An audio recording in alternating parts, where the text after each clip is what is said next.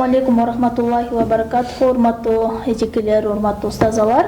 Мына эми буйруса 12 айдын султаны болгон Рамазан айда кирип келе жатат. Ошондуктан биз ошо мекендештерибизге, замандаштарыбызга Рамазан тууралуу бир аз да болсо маалымат берип кетүү максатында ушундай бир 30 күн бою ушундай бир чакан видео лекция болобу, ушундай сыяктуу бир иш-чарабызды баштадык элек. Андыктан бүгүн ушу Рамазан айына даярдыктар тууралуу, Рамазан айы тууралуу аят хадистер жана ошондой эле ушул тууралуу болмокчу. Андыктан сиздер дагы кирип келе жаткан Рамазан айыңыздар менен куттуктайм. Буюрса көп эселеген суроолорго ээ бололу.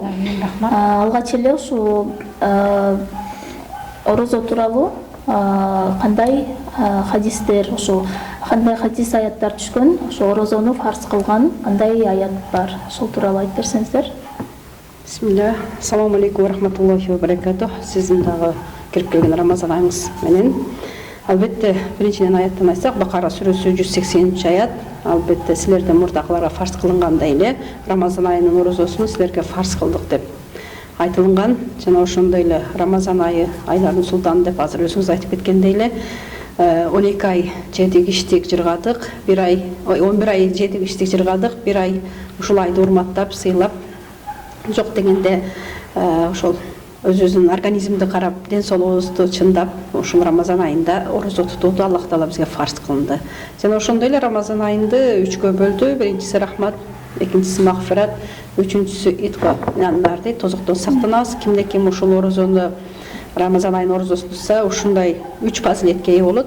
Аллах мээрими менен, рахматы менен, кечирими менен жана тозоктон сактаган болсо, бул фазилетке аракет кылбай дагы кандай иш-чара кылсак болот дейм да. Ошон үчүн Рамазан айынын орозосун тутуу ар бир момун мусулман балагатка жеткен мусулман эркек аялга бирдей фарз. Эми аят тууралуу айтып кеттиңиз. Кандай хадистер бар ушул орозого тиешелүү? Мен ошол Сарбар устаздын айтканын албай эле ушу аяттардан айта турган болсок, Аллах Таала орозо силерге күндүз орозо кармагуу фарз кылынды. Ошого улай пайгамбар саллаллаху алейхи ва салламдын айткан хадиси бар. Эгерде ким күндүз орозо болуп түнкү ибадаттарды кылса, ал алдыңкы күнөөлөрү кечирилет деген хадис бар. Дагы бир хадиси, эгерде ким ыйман менен сооп үмүт кылып, чын ыклас менен орозо кармаган болсо, кадыр түндө туруп Аллахтан тилеп чын ыклас менен орозо кармаган болсо, алдыңкы күнөөлөрү кечирилет деген хадистерди айткан. Жана ошого байланыштуу биринчи пайгамбарыбыз Рамазан келеректе даярданган, Шабан айында даярданган, башка айларга караганда Шабан айында көбүрөөк орозо туткан, көбүрөөк Курандар окуган, көбүрөөк түнкү ибадаттарды кылган, башка айларга караганда. Анткени Куранда бир Рамазан айы эң ыйык айлар эсептелгендиктен башка айлардын баардыгы бирдей болгон.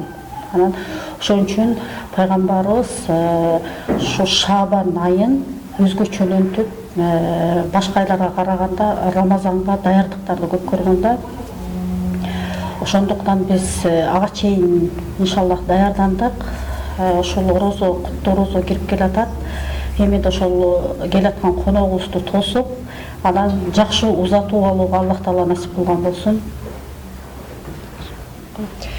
Да, бир эгер хадистерден кошуп кете турган болсом, пайгамбарыбыз саллаллаху алейхи ва саллям айткан, ошол орозо айында бардык тозок иштери жабылат, жана бардык көрдө кыйналып аткан адамдардын азабы токтолот деген. Ушунчалык улуу урматтуу ай болгондуктан ошо орозонун урматына ушундай азаптар токтолуп, тозок иштери жабылат экен. Дагы айткан жери бар, ошол Рамазан айында шайтандар чынжырланат деп. Демек биз кээде болот, адам ошо өзүн шылтоо издейт, мен бул ишти кылат элем болсо, ишти кылмакмын, ошо шайтаным азгырып атат, шайтаным семирип кетти деген. Бирок бул айда ошол шайтандар чынчырлангандан кийин демек биз өзүбүздү байкап көрсөк болот. Мүмкүн биз өзүбүздүн нафсибиз калтырып эле кээ бир иштерди аткаргыбыз келбейт. Анткени бул айда биз ошо өзүбүздү анализдеп, ойлонуп көрсөк болот. Анткени баардыгы өзүбүздүн эле ыктыярыбызда болот экен. Демек ошо көп нерселерди биз өзүбүздүн нафсибизди тыя албай эле аткарып жаткан болушубуз мүмкүн да. Ошондуктан бул айда биз көбүрөөк ибадат кылганга, ушул ыйык айда көбүрөөк сооп иштерди аткарып калганга, акыретибизге бир жакшы иштер токтоп калганга аракет кылышыбыз керек. Дагы бир башка жерде айтылат, беште Райян деген эшик бар, ага жалаң гана орозо кармоочулар кирет деп. Бул дагы ошо орозо айынын ушундай улуктугун айтылат. Башка бир иштерди жасаган адамдар кирет деген бир эшик жок. Бир гана ошо орозого аталган Райян деген эшиктен жалаң ошо орозо кармоочулар гана кирет деп айтылат. Демек биз ошо башка амал дагы кыла албасак, балким ошо бир орозонун урматына дагы биз Райян эшигинен кирүүбүзгө Аллахым насип кылсын. Буюрса айткан сөздөрүңүздөр кабыл болсун. Неме ошо негизи мусулман баласы орозого кандай даярдыктарды көрүш керек? Мүмкүн кээ бир мусулман бир туугандарыбыз кантип даярдансам, дагы эмне кылсам деп андай маалымат жетишпей, мындай бир шектенүү болуп отургандыр. Негизи эле ошо кандай даярдыктар айтып кетсеңиздер, кандай даярдыктарды көрүш керек? Мындай негизги эле бир 3-4. Албетте Рамазан айына илгертен бизде ата бабалар эт союп, мал союп даярданган болсо, негизи шарият боюнча руханий тазаланыш керек, биринчи руханий даярдаш керек, ибадаттарды даярдаш керек. Мурда намаз окуй албай жүргөн болсо, мына шайтандар кишенделет деп азыр айтып өткөндөй, шайтандар кишендеген убакта намаздарга бекем болуп, Куран окуу менен, Куран аяттарга амал кылуу менен, өзү окуганга кошуп дагы башкаларга кошо окутуу менен, таравих деген намаз болот, ошондо дагы ибадаттар. Эгерде Аллах Таала фарздарыбызга Рамазан айынын соонун айтып атат да, мен өзүм берем деп жатса, ал эми нафил амалдарыбызга фарздын соону берем дейт. Ошо сыяктуу таравих сүннөт болуп атат, ошо сүннөт намазга барса, албетте бир рекети канча миң рекет менен барабар сооп ала турган айларда биринчиден ибадат жагынан жана руханий жагынан даярданып керек. Рахмат, жакшы бир иш-чараларга токтолуп кеттиңиз.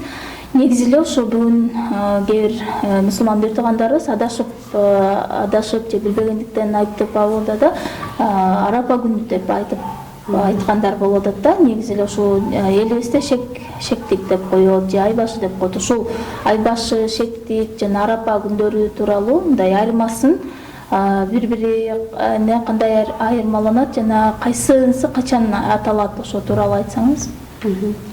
Арафа күн негизи Зулхиджа айынын 9-у.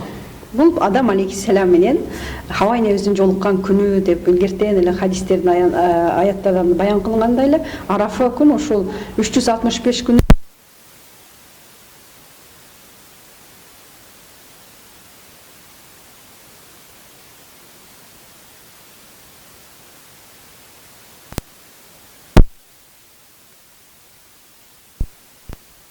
алмаштырып алган. Бул шектик күндө пайгамбар саллаллаху алейхи вассалам ошол күндү орозо эмес экен, Рамазан экенин билсеңер, ал күнү орозо тутпагыла деп хадисинде айтылган.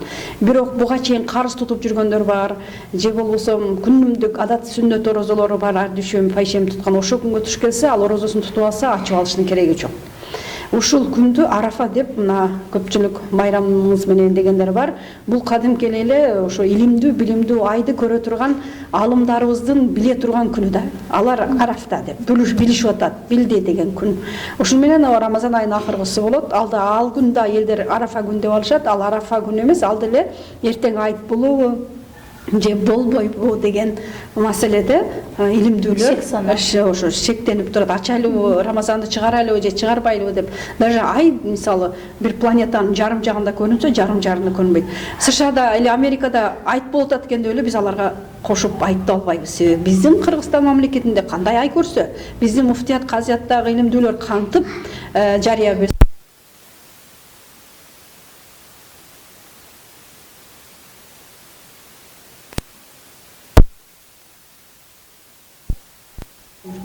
ошол Арафа күн.